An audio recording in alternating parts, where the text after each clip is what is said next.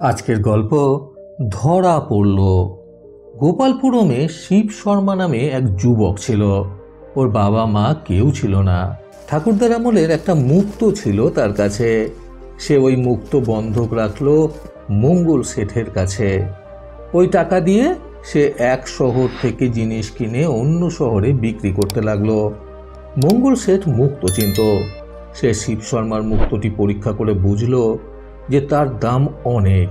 সেই মুক্তটি সিন্ধুকে না রেখে সাবধানে রাখার জন্য বউকে দিল। মঙ্গল শেঠের বউ অত ভালো দামি মুক্তো চোখ বড় বড় করে তা দেখে স্বামীকে নানা প্রশ্ন করল। মঙ্গল বলল, এটা এক বোকা শিব শর্মার মুক্তো, বেটা জানেই না এর দাম কত। মুক্তটির বিষয়ে স্বামীর কাছে শুনে মঙ্গল শেঠের বউ তাকে বলল, ঠিক এই ধরনের একটি নকল মুক্তো কিনে রেখে দাও। শিব শর্মা যখন মুক্তো ছাড়াতে আসবে তখন ওই নকল মুক্তোটা দিয়ে দিও। এমনিতেই মঙ্গল শেঠ ভীষণ লোভী মানুষ। বউয়ের এই বুদ্ধি তার ভীষণ ভালো লাগলো। সে ঠিক ওই ধরনের একটি নকল মুক্তো কিনে আনলো। কিছুদিন পরে শিব শর্মা ব্যবসায় দাঁড়িয়ে গেল। সে সুদ সমেত সমস্ত টাকা মঙ্গল শেঠকে ফেরত দিয়ে মুক্তো ছাড়াতে এলো। মঙ্গল শেঠ বারবার টাকা পয়সা গুনে হিসাব করে গুছিয়ে রেখে নকল মুক্তটি শিব শর্মাকে দিয়ে দিল। বাড়িতে গিয়ে মুক্তটি যত্ন করে রাখার সময় শিব শর্মার মনে হলো এই মুক্ত সে মুক্ত নয়।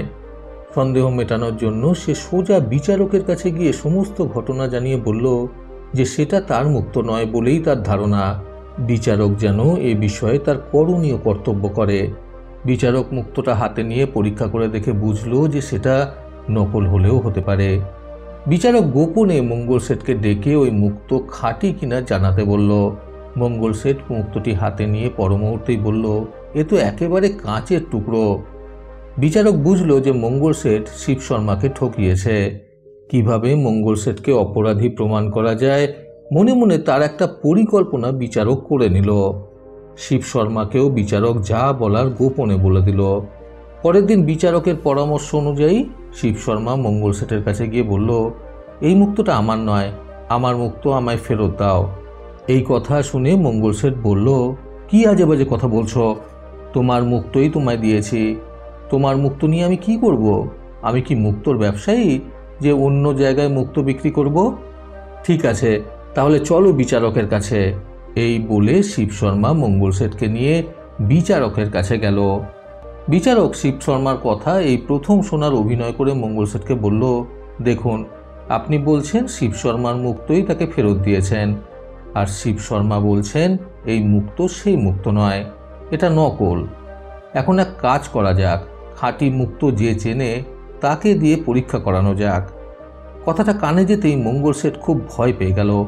তৎক্ষণাৎ কি যেন ভেবে ভবিষ্যৎ কর্মপন্থা তাড়াতাড়ি ঠিক করে নিল মঙ্গল শেঠ। এরপর মুক্ত পরীক্ষক এলো। অনেকক্ষণ মুক্তটি নেড়ে চেড়ে পরীক্ষা করে বলল, না না, এ তো নকল মুক্ত নয়, এ তো খুব দামি মুক্ত। কথাটা কানে যেতেই মঙ্গল শেঠের রক্ত হিম হয়ে গেল। তার বুক ফেটে যাচ্ছিল, কিন্তু মুখে কথা ছিল না। এভাবে হাতে নাতে ধরা পড়বে সে কথা সে কোনোদিন কল্পনাও করেনি। বিচারক শিব শর্মাকে বলল, মঙ্গল শেঠ একজন সৎ লোক, তার নামে এই ধরনের মিথ্যা অপবাদ দেওয়া আপনার খুব অন্যায় হয়েছে, আপনি তার কাছে ক্ষমা চেয়ে নিন। শিব শর্মা তাই করল। মঙ্গল শেঠ বাড়ি ফিরে গিয়ে মনে মনে বলল, কি হলো, আসল মুক্ত নকল মুক্ত ঘাটাঘাটি করতে করতে শেষে কি আসলটাই শিব শর্মার কাছে চলে গেল? মনের কথা আর কতক্ষণই বা মনে চেপে রাখা যায়। শেষে সে বউকে বলল, ওগো, আমাদের সর্বনাশ হয়েছে। তোমাকে বারবার বলেছিলাম আসল আর নকল মুক্ত নিয়ে ওভাবে তুমি নাড়াচাড়া করো না। এত কাণ্ড করে শেষে আসল মুক্তটাই শিব শর্মার হাতে চলে গেছে। তুমি তাড়াতাড়ি কোথায় রেখেছো ওই মুক্তটা নিয়ে এসো তো। মঙ্গল শেঠের বউ হাঁক পাক করে গোপন জায়গা থেকে মুক্তটি বের করে। পাছে কেউ দেখে ফেলে সেই ভয়ে দরজা জানলা বন্ধ করতে গিয়ে থমকে দাঁড়ালো। দেখলো জানলা দিয়ে ভিতরের দিকে তাকিয়ে আছে গ্রাম প্রধান আর শিব শর্মা। পরে গ্রাম প্রধানের নির্দেশে তাদের দরজা খুলতে হলো। আসল মুক্ত শিব শর্মাকে দিতে হলো। বিচারকের নির্দেশে অনেক টাকা মঙ্গল শেঠকে জরিমানা দিতে হলো শিব শর্মাকে।